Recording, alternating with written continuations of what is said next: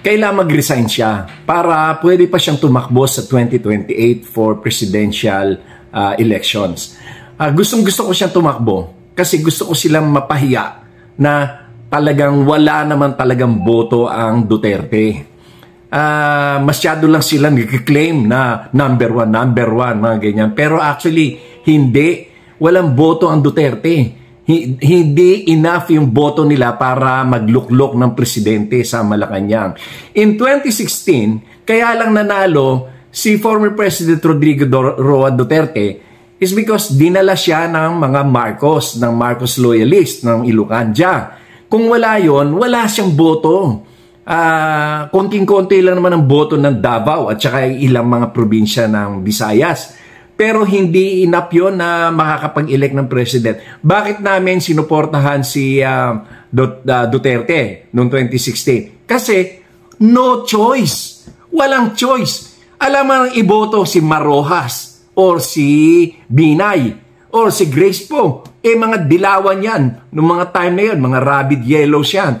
And si the late Miriam Santiago naman, alam naman namin na talagang matindi na ang karamdaman. Kaya nung nangako si Duterte na ipapalibing niya si former or the late President Ferdinand Marcos Sr. sa libingan ng mga bayani, di doon na lang napunta yung suporta namin. No choice. Walang iba na pwedeng iboto.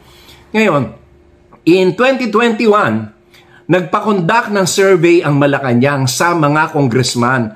Nagpakondak sila ng mga internal survey sa mga distrito nila. At doon ay lumabas na ang number one na may malayong agwat sa percentage ay number one ay si BBM. At sumunod si Madam Leni Robredo. At ang pangatlo ay si Isko.